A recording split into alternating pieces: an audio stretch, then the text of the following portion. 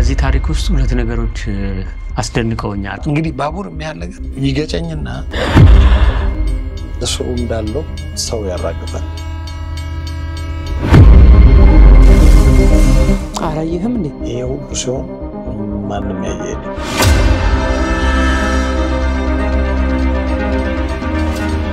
አሁን የምናወራው የባቡሩ ሀዲድ እንደዚህ ዝቅ ያለ ነው። ባቡር እዚህ ጋር ነው የሚሄደው፣ አንተ እዚህ ጋር ነው ወክ የምታደርገው። አይምሮአችን አንዳንድ ጊዜ እንደዚህ አይነት ትራውማ ሲኖር የመደበቅ ባህሪ አለ።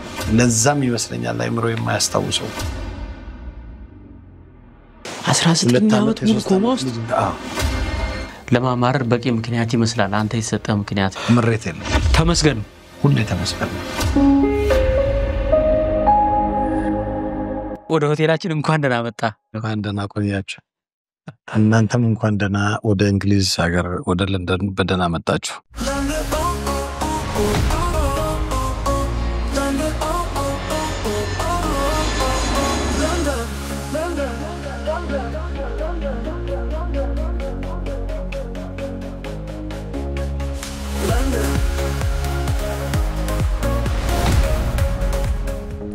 ቺርስ ቺርስ።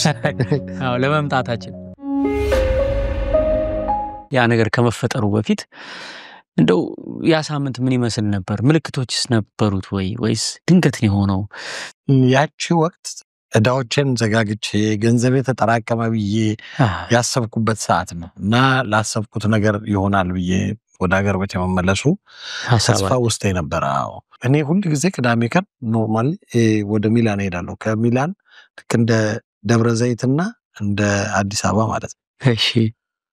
ስለዚህ ወደዛ ሁሌ ቅዳሜ አልቀርም። የዛ ቀን ግን በሚገርም ሁኔታ መሄድ ሐሳቡ አልነበረኝ፣ ፍላጎቱም አልነበረኝ። ኦልሬዲ ፕሮግራም ከማታ ተቀጣጥራለሁ ከገርልፍሬንዴ ጋርና አንድ ሌሎች ጓደኞቼ ጋር። ያቺን ቅዳሜ እሷ ከኔ ጋር አሳልፍ ብላህ ነው እዚህ የዛለት? አዎ በቃ አብረን ልናሳልፍ ፕሮግራም ተይዟል። እሷ ብቻ ሳትሆን ሌላም ጓደኞቼ አንድ ላይ ልናሳልፍ ለመጀመሪያ ጊዜ ፕሮግራም ተይዟል። ይጠብቁኝም ነበር። እሺ። ምሳ ሰዓት ላይ አንድ ሌላ ጓደኛዬ ኮሞ የምትባል ደግሞ ትንሽ ልክ ከደብረ ዘይት ናዝሬት አይነት የለም እዛ ከተማ ይኖር የነበረ ጓደኛ ያለና አንድ ሌላ ጓደኛዬ ጋር ይተዋወቃሉ እና ገና የመጀመሪያ ትውውቅ ስለነበረ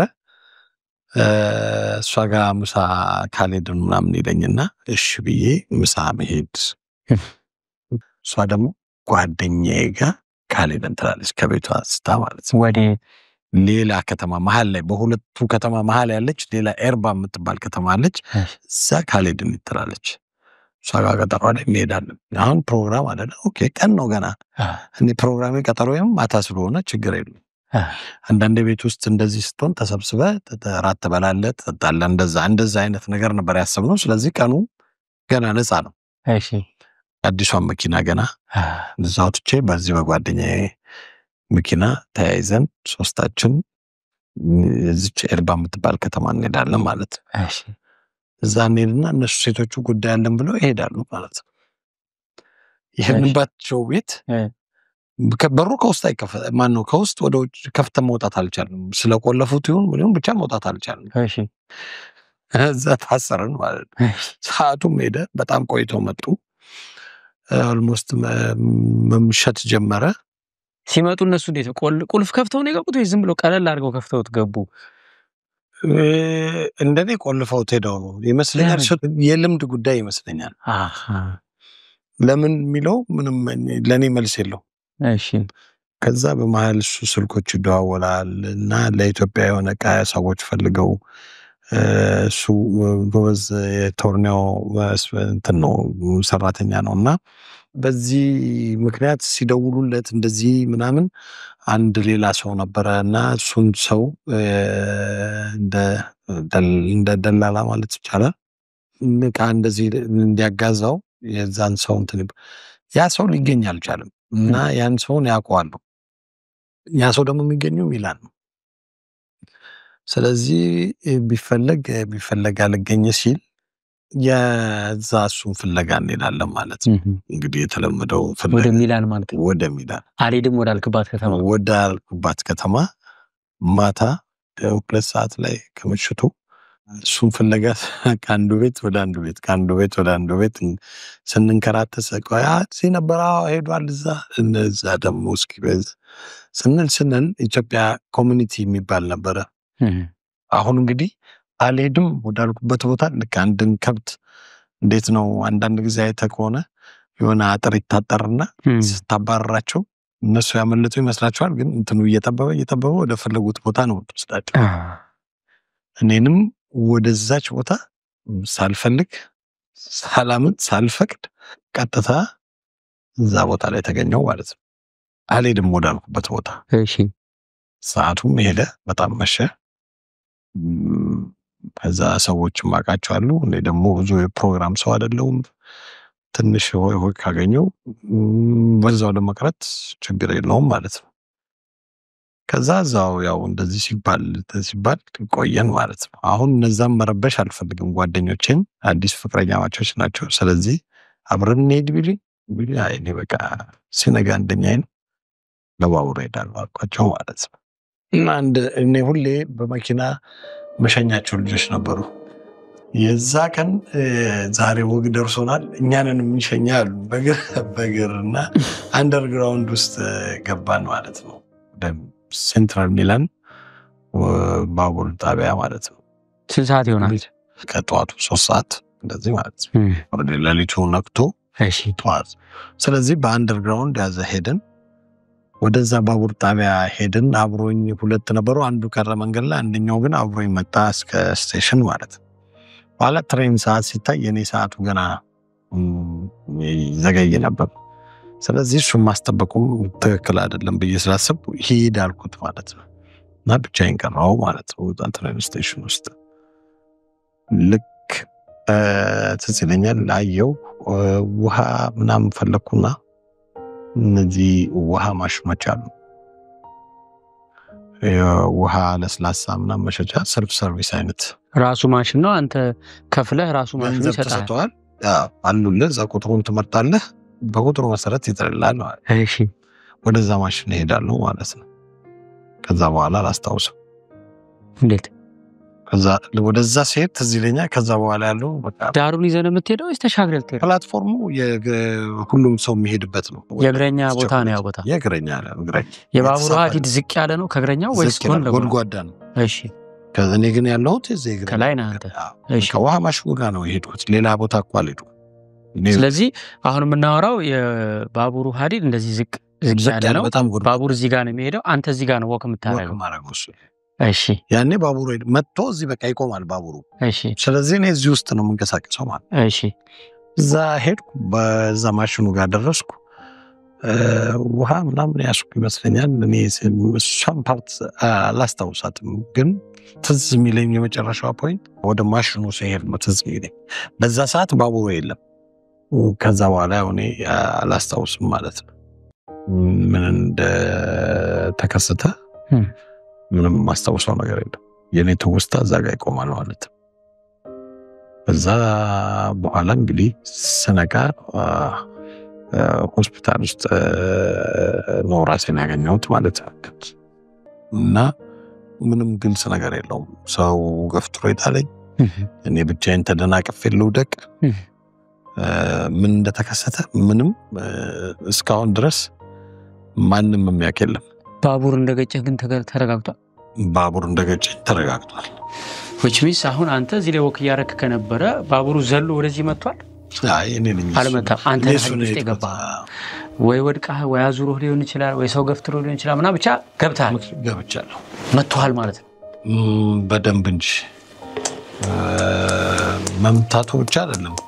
ያ ባይ ዘ ዌይ የጂም መልክ እንትን የተፈጠረው እዛው በጣም አደጋው ከባድ ስለነበረ እዛው የዕለት 2 መሰለኝ መቀጠሉን ያቆሙት። የሚገርመውና በጣም ተአምር እንዲሆን ደግሞ የበለጠ የሚያደርገው ይገጨኝና እስሩ እንዳለው ሰው ያራግፋል። ሰው አራግፎ እንደገና ተነስቶ ይሄዳል። አላየህም እንዴ? ይሄ ሁሉ ሲሆን ማንም ያየ የለም። የሚገርመውም ለዛ ነው። ደም እንግዲህ ያ ሁሉ ሰዓት እየፈሰሰ ነው። እኔ እዛ ውስጥ ነኝ። ከዛ እሱ ተነስቶ ሰው ስለማይጭን ቶሎ ነው አንድ 15 ደቂቃ እንደዚህ ተመልሶ ወጥቶ ሄዷል ማለት ነው። ከዛ በኋላ ድጋሚ ሁለተኛ ሌላ ባቡር እየመጣ ነበር። እንዳጋጣሚ አንድ ሰው አላስቆሙትም። ስለዚህ ማንነቱን አሁን እስካሁን አይታወቅም። ያይና እዛ ጋር የሆነ ሰው ነገር ወድቋል ምናምን ብሎ ጣቢያው ሰራተኞች ይናገራል ማለት ነው። እሺ ሌላ ባቡር እየገባ ነበር እዛ ፕላትፎርም ላይ እንደገና ማለት ነው። ስለዚህ ሌላ ሁለቴ በዛኛው የደርሶ መልሱ ሳያንስ እንደገና ሶስተኛ ሌላ እየገባ ነበርና እንዲቆም ይደረጋል። እንግዲህ ያ ሲሆን ነርሶች እንደሚሉኝ ራስህን አልሳትክም ነበር ነው። ምክንያቱም አክሲደንት ማድረግን በስነ ስርዓት በጣሊያንኛ እናገር ነበር። እንደዚህ ሆንኩ ወይኔ እንደዚህ ሆንኩ እትል ነበር አሉኝ። ግን እኔ በነቃሁበት ሰዓት የት እንዳለው ምን እንደሆነ ምንም እንደተከሰተ በምን ያክል ጊዜ የነቃኸው? የነቃሁት ከአንድ ሳምንት በኋላ ይመስለኛል። ግን ራሴን ስቻ አይደለም በማደንዘዣ ነው እኔን እንድተኛ ያደረጉኝ። ሞርፊን አደጋው ከባድ ከመሆኑ የተነሳ በጣም እንግዲህ ፔን ነበረው ማለት ነው። ለዛም ይመስለኛል አይምሮ የማያስታውሰው። ምክንያቱም ራሴን ካልሳትኩ አትሊስት ማስታወስ ነበረብኝ። ግን እንግዲህ ዶክተሮች ወይም ሳይኮሎጂስቶች እንደነገሩኝ ከሆነ በአይምሮአችን አንዳንድ ጊዜ እንደዚህ አይነት ትራውማ ሲኖር የመደበቅ ባህሪ ያለው ኦፈርም አድርገውኝ ያውቃሉ። ማለት ከፈለክ ተረድቼ በእንትን ትውስታዬ እንዲመለስ ማለት ነው ያን እንዳስታውስ። ግን እኔ ፈልጌ አላውቅም፣ ማድረግም አልፈልግም። ምክንያቱም አይምሮ ከደበቀው ምክንያት አለው። ፈጣሪ እንዳልሰቃይ ወይም ደግሞ ያንን ነገር እንደገና እንዳልኖረው ነው ብዬ አስባለሁ። እኔ አሁን እንደተከሰተ ስለማላውቅ እውነት ለመናገር ስቃዬ ብዙ አልነበረም። እኔ ይህን ያህል ተሰቃየው ለማለት በጣም ይከብደኛል። ይህንን ደግሞ የነበሩት ሰዎች ብትጠይቅ አንድ ቀንም አማርሬ የስቃይ ፊትም ማሳይቼ ከማሾፍና እንትን ለምን ምናልባት አለመሰቃየቴ ነው ብዬ አስባለሁ።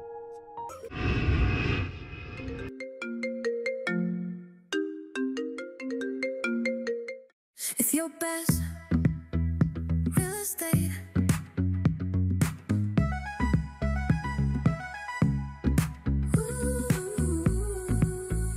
real estate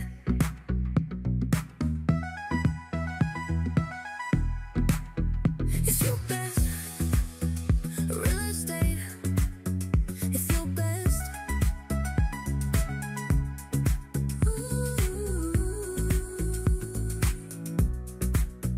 If your best If your best ለኤርፖርት ቅርብ ነው። አደጋው ቀላል ነበር እንዴ? እንግዲህ እዛው ከተቆረጠ አስብ እዛው ቦታው ላይ ማለት ተንጠልጥሎ ነበር። ግን ያው ብዙ ቆይቷል። ስለዚህ ብንገጥሞ የባሰ እንደውም ሌላውንም ፓርትን የማበላሸት ድል ስለሚኖረው ኖሮም ሊጠቅምህ አይችልም ብለን ስላሰብን ነው ያለኝ ዶክተሩ በኋላ በአስረዳኝ ሰዓት። ከሱ ውጭ ደግሞ እንዳለ ይሄ ሳንቃ ደረቴ ተጨፍልቆ ነበር። አሁንም ጠማማ ነው። የተሸራረፉ የነዚህ ጎድና አጥንቶች የተሰባበሩ አሉ እና ይሄ በጣም ተጨፍልቆት ነበር። ወደ ሳምባይም ጋር በጣም ተጠግቶ ነበር። ግን እንግዲህ ሳምባይ ተርፏል መሰለኝ። በመተንፈሻ ነበር ትቦ ተደርጎልኝ ማለት ነው። ስለዚህ ድምፅ መውጣት አይችልም ነበር ትቦ ገብቶ ስለነበር ማለት ነው። ከሱ ውጭም ደግሞ ቲፔ እሱ አጥንት እንዳለ ተሰንጥቆ ነበር። እሱም እኔ ገና እንትን ውስጥ እንዳለው ነው እሱንም ኦፕሬሽን ያደረጉኝ። ስለዚህ አላስታውስም እሱንም። ከሱ ሌላ ደግሞ ስፓይናል ኮርድ ላይ 2-3 እንትኖች ሎምባር ላይ እና እንትኔ ላይ ነበሩ። ዶርሳል ላይ ዲናይል የሚሏቸው እንደዚህ እንትኖች አሉ ነው። እሱ ላይ ስብራት ነበር። ስለዚህ ኢቨን ከነቃው በኋላ ማለት ፔኑ እንትን እያለ ሲመጣ ዶዜጁን የቀነሱ ሲመጡ ማስታወስ ጀመር። ለምንድን ነው ያንን የምለው? አሁን እኔ ማስታወሳቸው ወቅቶች አሉ አሁንም ዛሬም እነዛ ነገሮች ሪል ነው የሚመስሉኝ ከማደንዘዣው አንፃር ነው ያበድኩም ይመስላቸው ነበር። ለምን እኔ የማያቸው ነገሮች ነበሩ። ሰዎች መጥተው ሊወስዱኝ የሆነ ሊያዳኑኝ ሄሊኮፕተር መጥተው ይዘው የሚሄዱ እኔ አሁን ያ ሞመንት ኖሬዋለሁ። አሁን በአይምሮዬ ውስጥ ያለ ይመስለኛል እና ማውራት አልችልም እንትን ስለተወጠፈ እና መጣ በቃ ማሽኖቹ በጣም መጮህ ይጀምራሉ። በቃ ግራ ይገባቸዋል ምን እንደምላይ አንዳንዴ ወረቀት አምጥተው ጻፊልኛል መጻፍ ያቅተኛል። ምክንያቱም እኔ የምኖረው በዛ ሰዓት ስለ አክሲደንቱ ማውቀው ነገር የለም። ብቻ ሆስፒታል መሆኔን አውቃለሁ።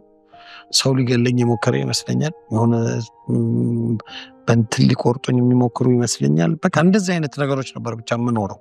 በዚህ በአንዷ ሳምንት ውስጥ የነበረውን ህይወት ነው ማወራ።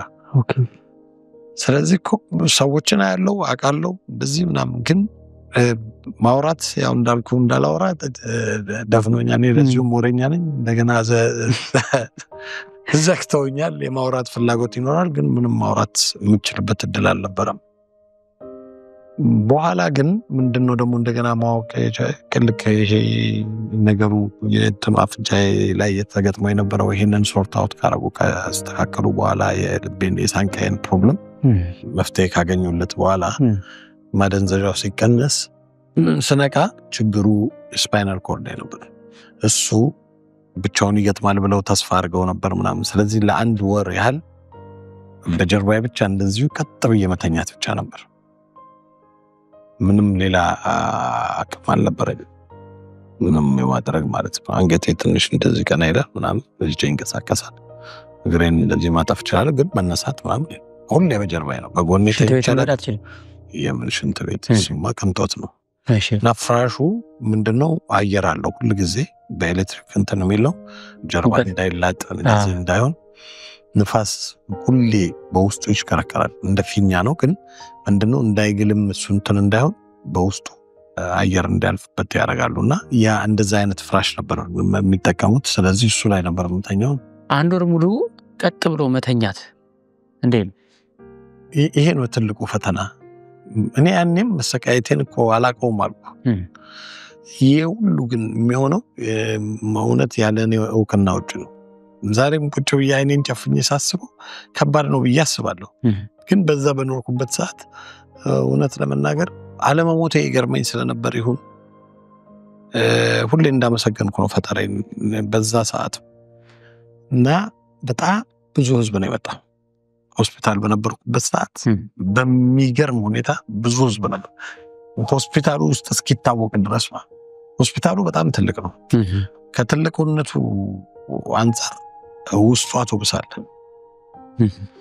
እንደዛ አይነት ሆስፒታል ውስጥ ኦሬዲ ዘበኞቹ እንኳን ያውቁ ነበር የኔን ኢሹ ማለት ነው። ሞዴል ትሬን ነው ነበር የባቡሩ ሰው ነው አይነት እንደዛ እንደማለት። በቪዲዮ ኤዲቲንግ ስልጠና አሁን ላይ ዶንኪ ቲዩብ በጣም እየገሰገሰ ነው። በአካል ለሚማሩ ተማሪዎችም ሀያት አካባቢ ማሰልጠኛ አቋቁሞ እያሰለጠነ ነው። ኦንላይን ደግሞ ቤታቸው ሆነው ለሚማሩ ዶንኪ አካዳሚ በሚል በጣም በሚገርም የኦንላይን ፕላትፎርም እዛው ላይ ተመዝግበው እዛው ላይ ሰልጥነው እዛው ላይ ሰርቲፊኬታቸውን ፕሪንት ማድረግ የሚችሉበት ስልጠና አዘጋጅቷል። ለሁሉም ስልጠናዎች ይህንን QR ኮድ ስካን በማድረግ በቀጥታ ወደዚህ ፔጅ ትገባላችሁ። እንደምታዩት ስክሪኑ ላይ ይሄ ፔጅ ሁሉም የዶንኪ ቲዩብ አገልግሎቶች ተዘርዝረዋል። ከነዚህ ውስጥ የመረጣችሁትን ክሊክ ስታደርጉ የምትፈልጉት አገልግሎት ውስጥ ያስገባችኋል። ለምሳሌ ከኢትዮ ቤስት ሪል ስቴት ቤት መግዛትና መምረጥ ብትፈልጉ፣ ዶንኪ ቲዩብ ላይ እንግዳ ሆናችሁ መቅረብ ብትፈልጉ፣ የአንድ ሰው ህይወት ድንቅ ልጆች ይድናል። እዚህ ላይ ስክሪኑ ላይ እንደምታዩዋቸው ሁሉ ነገር በሲስተም የተስተካከለ ነው። ዶንኪ ቲዩብ ላይ ማስታወቂያ ማስነገር ብትፈልጉ፣ ኤዲቲንግ መማር ብትፈልጉ እዚህ ከምታዩዋቸው አማራጮች ራሱን አንብባችሁ ክሊክ አድርጋችሁ ብትመዘገቡ ሲስተሙ ራሱ እኛ ጋር ጉዳዩን ያደርሰዋል፣ ያስተናግዳችኋል። ስለዚህ እሁድ ነው፣ በዓል ነው፣ ስልክ ተዘጋ፣ ስልክ አልተነሳም፣ ስልክ አልሰራም የሚለው ቀርቷል ማለት ነው። በሲስተም በማንኛውም ሰዓት 24 ሰዓት መመዝገብና የኛ አገልግሎት ተሳታፊ መሆን ትችላላችሁ። እና በጣም ከመጨነቃቸው የተነሳ ምክንያቱም ይሄ የነበርኩበት ዲፓርትመንት አንዱ ትልቁ ችግር ሰው እንደልብ መግባት አይችልም። ትንሽ ኢንፌክሽን ችግር ሊፈጠር ስለሚችል ማስክ አድርገህ ይሄ እንትኑን ልብሱን ጫማ ላይ እንትን ተደርጎ ምናምን ነው የምትገባው እና ወረፋ በጣም ብዙ በኋላ ዘበኛ ሁሉ ተደርጎ ነበር እንደነገሩኝ ከሆነ በጣም ሰው ከመብዛቱ የተነሳ ይሄንን ያው የሚላን ሰዎች ያውቁታል እና ያንን ወፍት ይሄ አሁን ቀደም ያልከውን የዚህ ስትተኛ በጀርማ ምን አይነት ስሜት አለ የሚለው እውነት ለመናገር እኔ እንዴት እንደኖርኩት ራሱ አላስታውሰውም ልክ እንደ ሆሊዴይ ልበለው ከዛ በኋላ ኖርማል ሆስፒታል ውስጥ እንግዲህ እኔ በጥቅሉ 2 ወር ከ15 ቀን ቆይቻለሁ እዛ ሆስፒታል ከዛ ደግሞ ወር ከ15 ቀን ደግሞ ሪሃቢሊቴሽን ሌላ ወደ ተራራ ላይ እና እቺ አንድ ወር ሙሉ በጀርባዬ እንደዚህ ቀጥ ብላ ሁሉ ጊዜ ከጠዋት እስከ ማታ እንግዲህ አስበው እንቅልፍም ደግሞ ትንሽ ነው በጣም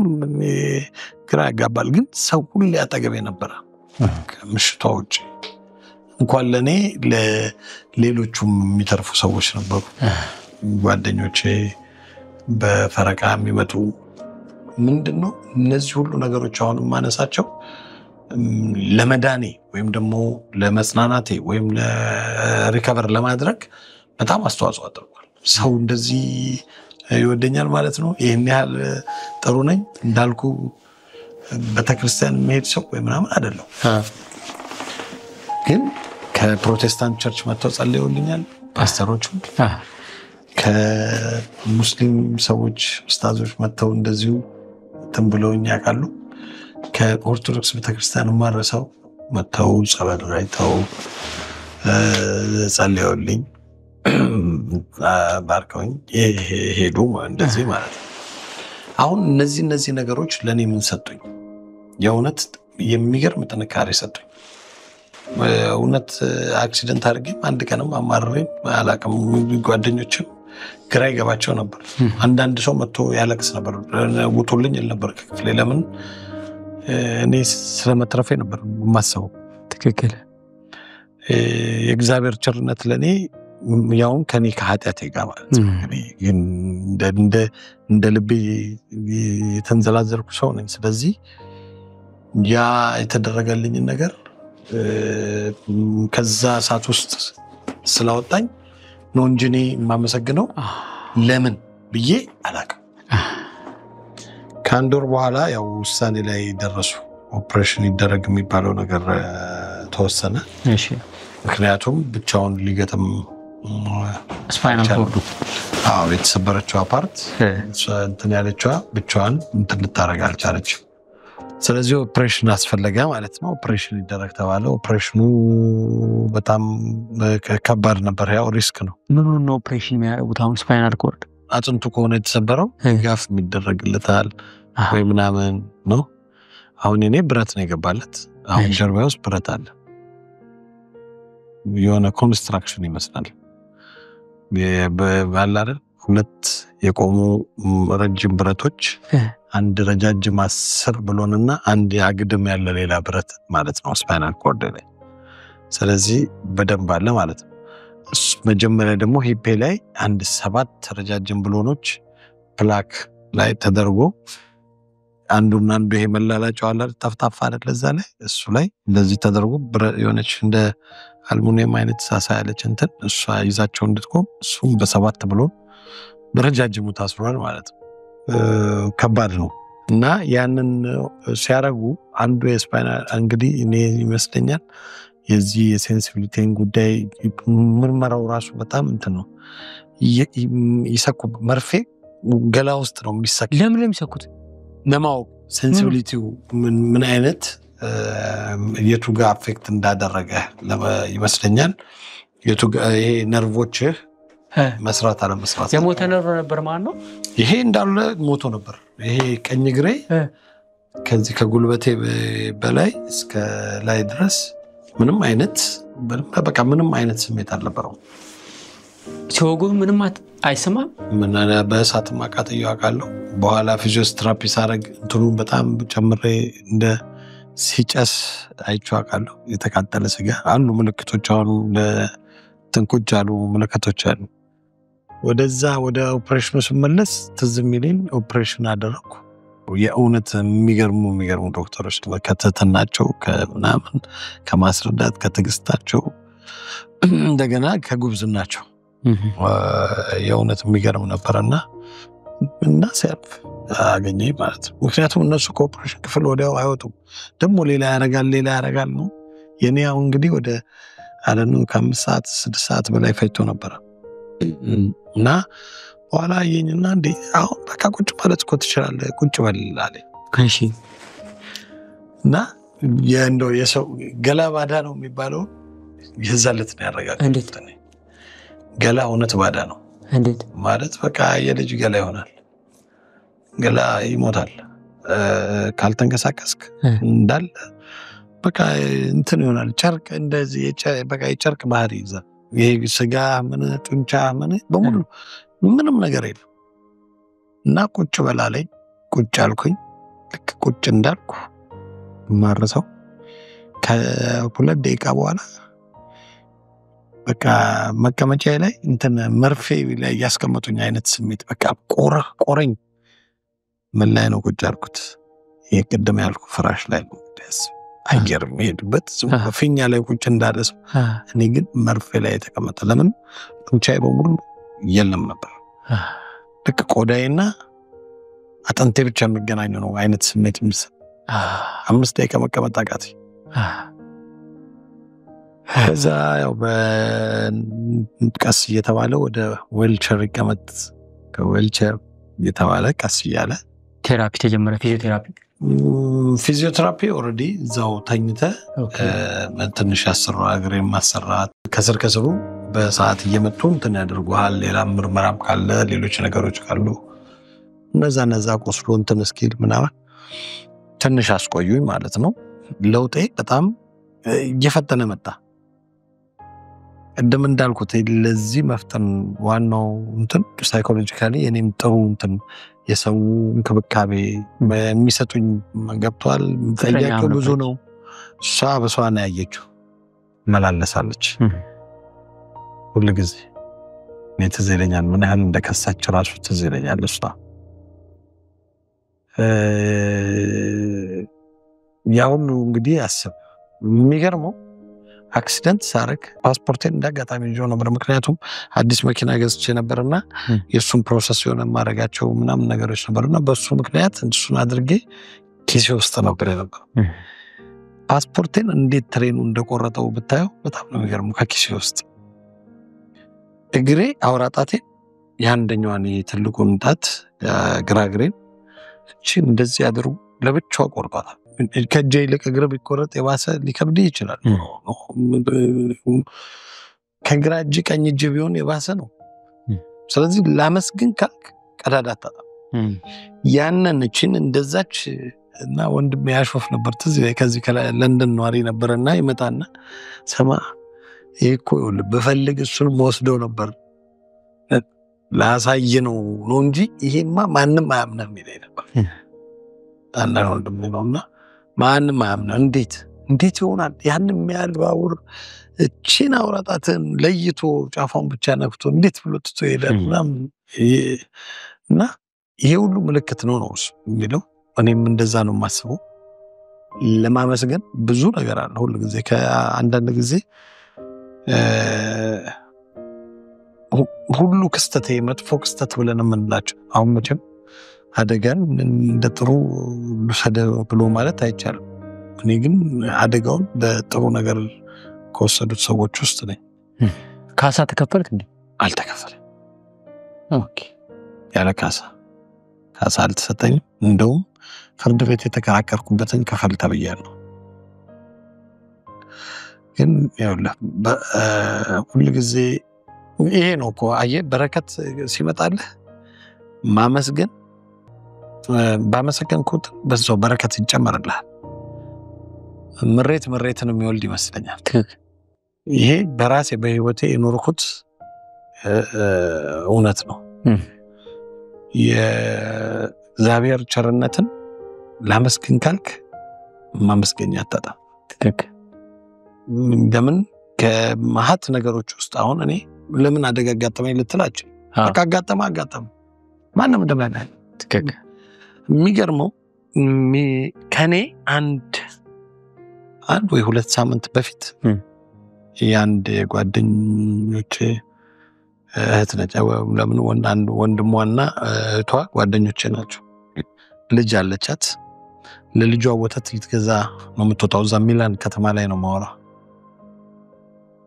እና መንገድ ዜብራ ላይ ያቋረጠች መኪና ይመጣና ፍሬን ይይዛል ግን ኦሬዲ በጣም ደርሷል ስለዚህ ወደቀችበት እንትኑ ላይ ማለት ነው መኪናው ላይ ስትወድ ጭንቅላቷን መታት እሺ ራሷን ሳተች እስካሁን ድረስ አለቀች አሁን ዛሬ ማለቀች አደጋው በጣም ቀላል ነው ስንት ዓመት ነው አንዴ እንግዲህ 2006 16 ዓመት ኮማ ውስጥ አንድ ያወጡታል ባይ ዘ ዌይ የጣሊያን ህግ በጣም የሚገርመው ክርስቲያንነታቸውን የምታየው የሰው ነፍስ እግዚአብሔር እስካልወሰዳት ድረስ ቴክኖሎጂ እስካለ ድረስ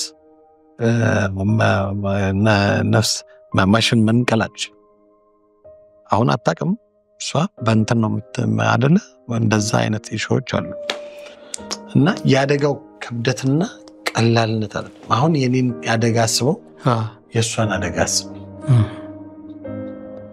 አንተ ቆመ ሄድከው ከዛ በኋላ ወደ መደበኛ ህይወትም የተመለስከው በስንት ጊዜ መቆም የጀመርኩት እዛው ሆስፒታል እያለው ነው ግን ባዶዬን ሳይሆን ጅሬሎ ይሉታል ጎማ አለው እንደዚህ አሮጊቶቹ የሚገፉት የለም እኔ ግን እሱ ስላደለ በብቴ ውስጥ የሚገባ ረጅም ነውና እሱን ነው እየገፋው መሄደው ለምን በእጄ ለመያዝ በአንድ እጄ ይዤ የሚሆን አይደለም እሺ ከብዙ አርማዎች መሃል ጎላ ብሎ የደመቀ የእጁ ስራ ነው ያስናቀ በጥራትና በውበት ልዩነት የሚፈጥሩ የኤልኢዲ ማስታወቂያዎች ሐሳብን በብርሃን ቋንቋ የሚናገሩ ላይቲንግ ሌተርስ ቀልብ የሚገዙ ቢልቦርዶችና ለቤቶና ለቢሮ ዘመናዊ ፈርኒቸሮች ከተሟላ ኢንቴሪየር ዲዛይን ጋር ምናብን ወደ እውነት የሚቀይሩ እጅግ ዘመናዊ የሲኤንሲ ዲዛይኖችን በመስራት የንግድ ቦታውን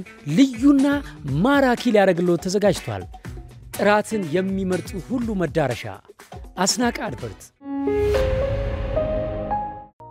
መጀመሪያዎቹ እርምጃዎች እዛች ክፍል ውስጥ አንድ ይቆጠሩና 3-4 ነው መሰለኝ የመጀመሪያ ቀን ወካ ለልታጅ ብቻ ታምር አንድ በጣም ፕሮግረስ በጣም ፈጣን ነበር በጣም ለኔ ብቻ ሳይሆን ለዶክተሮቹ ማመን እስኪያቀታቸው እነሱ ከገመቱት ነገር ሁሉ ውጪ ነው የሆነ የመጣው ማለት ፍጥነቱ የመዳኔ የምንቅስቃሴ የምናምን ሁኔታ በጣም እነሱም እንደዛ አልጠበቁም ነበር ምክንያቱም የዚህ እንዳልኩ እንዳለ ሴንሲቲቪቲና አጥቼ ነበር ምንም አይነት እንትን አለበት ሞቷል በቃ ምንም እሱ በስንት ወሩ ተመለሰ ይሄኛው ብዙ ጊዜ ቆይቷል ለምን በእንትን እያረኩ ነበር የምጠቀመው እንደ ብረት ያለው ወጥራ ይዛል እንደቡት እሺ ከሱ ውጭ ደግሞ ይሄ በብረት እንደ ብረት አጥር ማረጋዋለ ካልጋስን በተነሳው ቁጥር ሁሉ ጊዜ ብረት አለ እንትን ተመስላለ ያው ተርሚኔተር የውስጡን ያውም ሳይታይ ማለት የውስጡ ሲታይማ ደግሞ በጣም እንትን ያ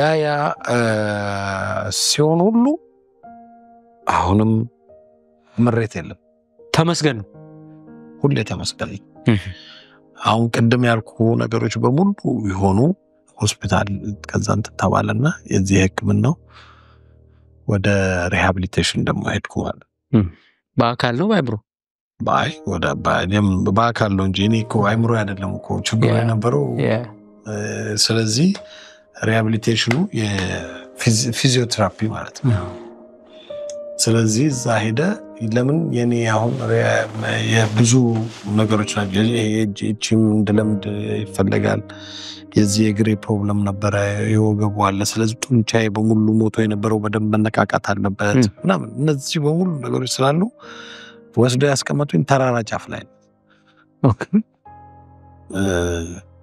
እና በብዛት እድሜያቸው ገፋ ያሉ ሰዎች ነው ያሉት ወጣት አንድ ልጅ ብቻ ነው ያገኘሁት በተረፈ እስር ቤት ነው በቃ ያው ሴንተሩ ነው ማለት ነው የፊዚዮቴራፒ ሆስፒታል ነው አዎ የሪሃቢሊቴሽን ሴንተር ነው እሺ አይነት ቦታ ላይ አንድ ወር ከ15 ቀን ቆየው ማለት ከዛ እንግዲህ ዛም አበሷን ታለች መንገዱ በጣም አስቸጋሪ ነው ወጥ ተራራ ላይ ለመውጣት በባሱ በመኪና ነው ግን የምትመጣው በሷ በአውቶቡስ ነው የምትመጣው ከዛ በኋላ ወደ ቤት የተመለስኩት ማለት ከአንድ ወር ከ15 ቀን ነው ከአራት ወር በኋላ በአጠቃላይ አሁን ላይ ኦሬዲ መራመድ መንቀሳቀስ ችለህ ነው ወደ ቤት የገባኸው ያ በአርገም ምኑን የማይቀረው ቡስሩ አለ ያብራሩ ማደርጓል ካልጋ ከተነሳ ልክ ስነሳ የመጀመሪያው ስራ መደረግ አለበት የጉልበት ላይ የሚደረገው አለ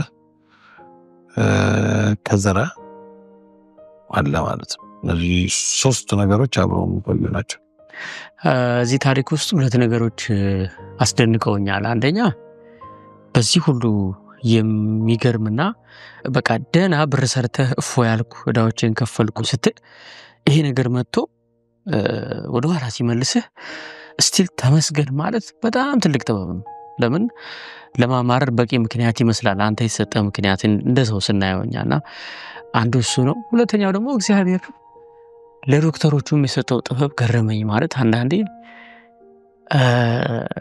እንደው ለአባባሌ ምናልባት ይቅርታ ግን ዶክተሮቹ የሰሩት ጥበባቸው እግዚአብሔር ራሱ የሚያስገርመው ይመስለኛል ማለት አንዳንዴ ሰው በርትቶ ጎበዝ ሆኖ እግዚአብሔር የፈጠረውን ፍጥረት ለመደገፍ የሆነ ስንትና ስንት ብሎን አስሮ ብረት አድርጎ ምናምን ልክ ስፓይናል ኮርድን እግዚአብሔር እንደሰራው ደግሞ ሰው ልጅ ሲያረግ እግዚአብሔር ራሱ የሚደሰት ይመስለኛልና በዚህ አስደናቂ የህይወት ጉዞ ውስጥ ደነ ከተነሳ በኋላ ምን አይነት በረከቶችን ከእግዚአብሔር ተቀበልክ በአጠቃላይስ ምን ተማርክበት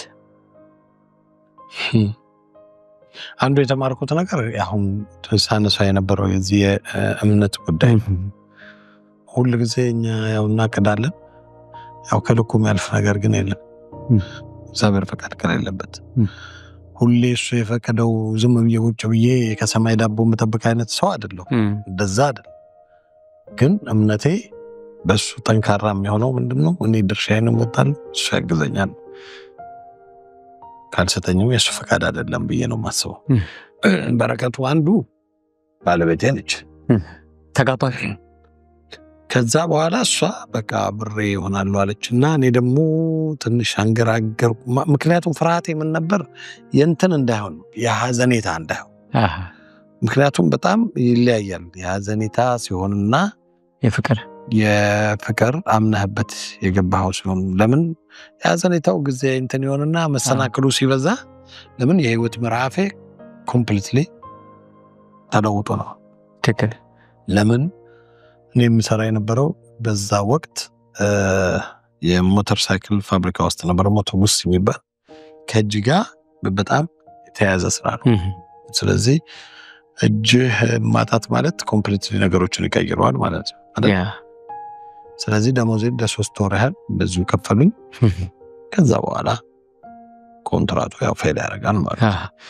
ስራ አጥቶንኩ ማለት ስለዚህ እንደዚህ አይነት ሰው ጋር እንዴት ነው ትዳር ብሎ መስርቶ መኖር መጀመር ስለዚህ ከባድ ነው የሚመስለኝ እንደው በሷ ቦታው ሆኜ ሳስበው ሌላ አይነት ሰው ስለሆነች ነው ብዬ የማስበው ለኔ ደግሞ እንደ በረከት ነች ማለት ነው አይደል ትክክል ስለዚህ ከበረከቶች አንዱ ብዬ የማስበው እሱ ነው ከዛ በፊት ቮለንተሪ አግዝ ነበር የዚህ ኢሚግሬሽን እንትን ጋር በተመለከተ የቋንቋ በማስተርጎም አዲስ ለሚገቡ ልጆች በባህር የሚመጡ ምናምን ነበሩ ስለዚህ ያንን ነገር በጣም አግዝ ነበር እየሄድኩ ከስራዬ ውጪ እየሄድኩና እኛ ጋር ስራ ይልኛል ለጊዜ ግን እኔ ብዙ ፈቃደኛ አልነበርኩ እንደ ፓሽን ብቻ እንደዚሁ ደስ ብሎኝ አግዛለሁ ያንን ነገር ነበር አክሲደንት ማድረግን ሲሰሙ አሁንስ ከኛ ጋር ተሰራም ማለት ገና እንግዲህ ቆም በደንብ ይሄ ብረቱ ምናም ባለበት ሰዓት ነው ማውራ ገና በዛች ወራቶች ውስጥ ማለት ነው እስኪ ላስብበት አልኩት ማለት ጎራም አለች ማለት ነው እንግዲህ አይደለም የሚኪድ ለምን እንደሆነ አላቅም ብቻ እንደዚህ ነው ያልኩት እሺ አለኝ በጣም መልካም ሰው ነው በጭንቀት በድብርት በአይምሮ ህመም ወይም በሱስ የሚሰቃይ ቤተሰብ ዘመድ ጓደኛ ካላችሁ ከፍተኛ ልምድና ዕውቀት ባላቸው የአይምሮ ሐኪሞች የተመሰረተው አሸተን የአይምሮ ህክምናና የማገገሚያ ማዕከል አትጨነቁ ይላችኋል። በቡድንም ሆነ በግል ለሚታከሙ በተመላላሽና ተኝተው ለሚታከሙ ምቹ በሆነ ቦታ ተገቢ የሕክምና ክትትል እየተደረገላቸው የሚያገግሙበት ድንቅ ተቋም መስርተናል ይላል አሸተን የአይምሮ ሕክምናና የማገገሚያ ማዕከል። አዲስ አበባ ከፊጋ የትራፊክ መብራት 155 ሜትር ወደ ጎሮ መንገድ ወረድ ብሎ ታገኙታላችሁ። ወደዛ የሆነች ትንሽ ኮርስ ወሰድኩ። ከዛ ወደ ሪሃቢሊቴሽን እና ካልቸራል ሚዲየተር ሆንኩ ማለት ነው። ስለዚህ በፊት በነፃ ዝም ብዬ እንደዚሁ አረገ የነበረውን ነገር ምን ሆነ ወደ ስራው ዓለም ውስጥ ገባሁ ማለት ነው። እንግዲህ ልክ ስራ እንደጀመርኩ ደግሞ ጸነሰች። እሺ አሁን ከዚህ በኋላ በቃ ምን ትጠይቃለህ ፈጣሪ? በስራ ከተባረክ፣ በትዳር ከተባረክ፣ እንደገና በረከቱን ልጅ ይዞ ሲመጣ በጣም የሚገርም ሆነ ማለት ነው። ያኔ እኔ ገና በደንብ መራመድ አልችልም ነበር። ልጅ ሲወለድ ኪሎዬ ደግሞ በጣም ጨምሮ ነበር ወደ 140 ኪሎ እና በእንደዛ አይነት ሁኔታ ውስጥ ገባው ማለት ነው።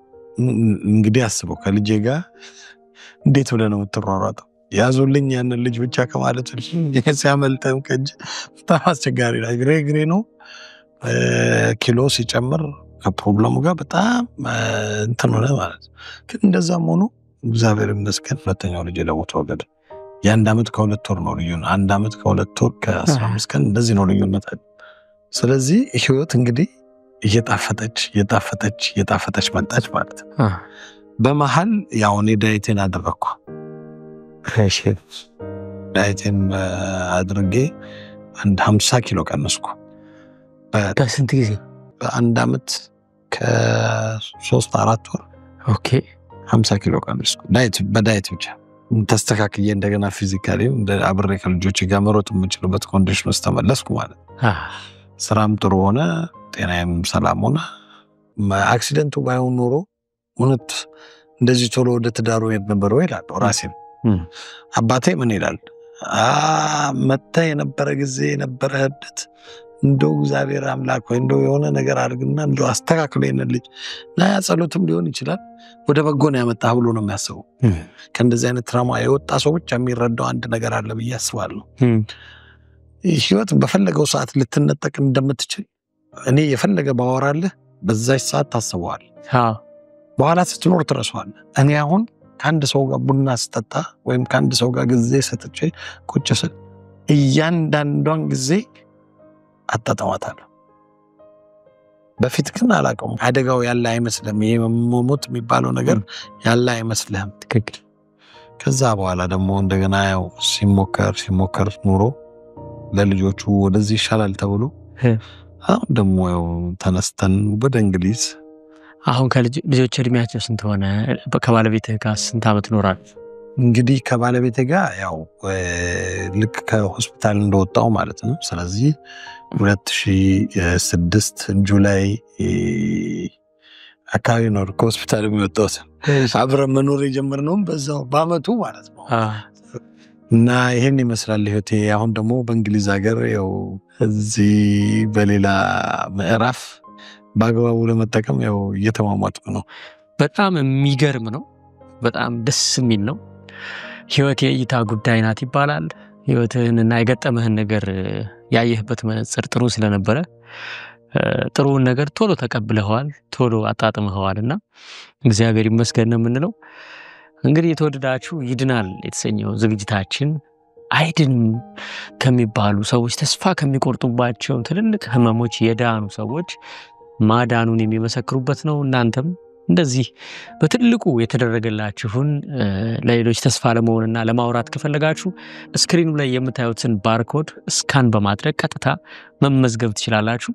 የዛሬ ባለ ታሪካችን ሄኖክ ፈቃዱ ከለንደን ዩኬ እንግዲህ ህይወቱን ኑሮውን ያሳለፈውን እግዚአብሔር ያደረገለትን ስላካፈለን ከልብ እናመሰግናለን።